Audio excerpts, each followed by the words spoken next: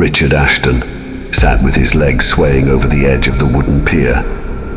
Worn by time and waves, it extended into the dark expanse of the sea. He felt isolated, his gaze fixated upon the distant horizon. The moon's radiance cast a glimmering trail on the somber waters, and the tumultuous sound of the waves mirrored his troubled mind.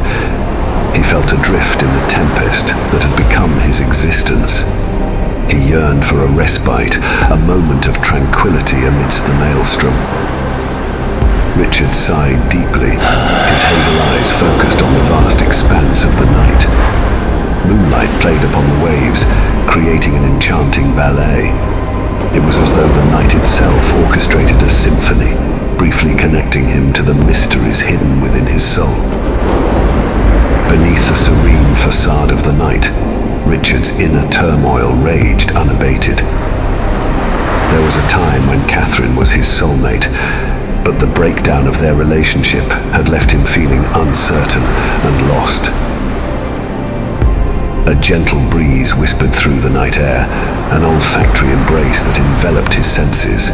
His heart was filled with longing as he gazed into the boundless infinity beyond. However, the burgeoning wind whispered of forthcoming portents.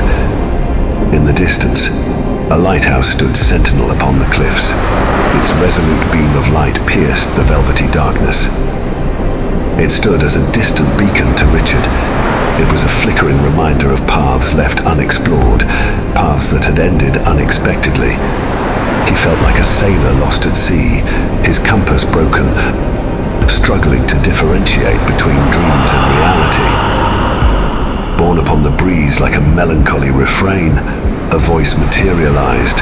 Isabella. A name that resonated with a haunting familiarity. Isabella. The voice intensified, echoing Richard's heartbeat. The undulating sea mirrored its cadence, Isabella. rising and falling in a celestial dance. An irresistible pull tugged at Richard's core, drawing him ever closer to the elusive wellspring of its origin. Richard fervently scoured the vacant pier, seeking the intangible source of the haunting call. Isabella. His vision extended only to the boundless expanse of the sea, an immeasurable canvas upon which the night's mysteries danced. The darkness embraced him, a shroud of anticipation and uncertainty. It was as if the very night held secrets that were waiting to become unfurled. Richard was unaware of the indistinct entity that floated inexorably toward him, manifesting ominously in the periphery of his vision. It was an apparition, both alluring and sinister. He remained entranced by the otherworldly aria that serenaded his senses, blissfully unaware of the unearthly presence that edged ever closer. Isabella. The voice upon the wind entwined itself with Richard's consciousness. Isabella, the phantom embodiment of allure and endangerment, finally captured his undivided attention. With a haunting magnetism, her form coalesced before him, a swirling, ghostly vision that resisted definition. Her presence was disconcerting, yet simultaneously captivating. Isabella's form radiated an otherworldly luminescence. Her nakedness was cloaked in an unearthly glow. Skin, pale as moonlight, seemed to shimmer with a ghostly iridescence, an embodiment of spectral beauty. Despite her captivating magnetism, an undeniable sense of malice emanated from her, sending shivers down his spine. Driven by an impulse beyond reason, Richard extended his hand towards Isabella.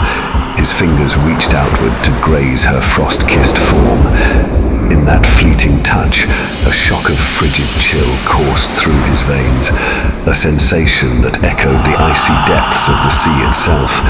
Her very essence seemed intertwined with the malicious sway that churned tempestuously beneath the surface.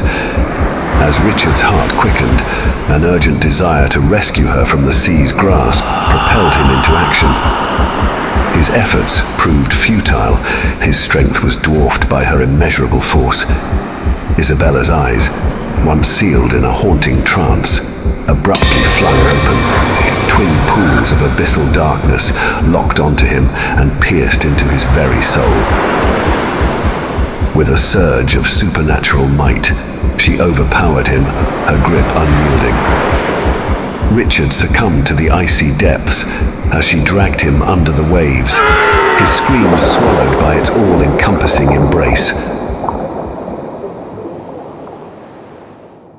Abruptly, the nightmare's grip loosened, and Richard's eyes flew open. Gasping for breath, he found himself ensconced in the safety of his bedroom. His heart beat a frantic rhythm within his chest. Beads of sweat clung to his skin, a testament to the intensity of the nightmare that had ensnared him. As he rose from bed, Richard ventured to meet his reflection in the mirror. He encountered a visage that was etched with the remnants of fear and trepidation. However, his gaze was met with something other than his own countenance. In the depths of the mirror, a fleeting semblance of Isabella's haunting presence lingered. Her malevolent eyes studied him, a haunting spectre that transcended the boundaries of consciousness. The encounter left Richard teetering on the precipice of sanity.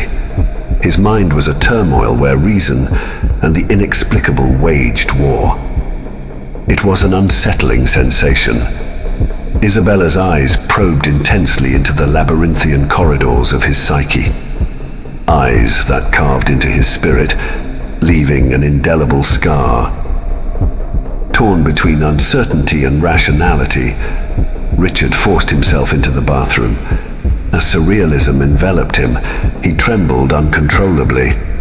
The cool touch of water on his face offered a fleeting reprieve, a moment of clarity amidst the shadows. The image of Isabella faded from the mirror. As Richard returned to bed, the night held the promise of further enigmas.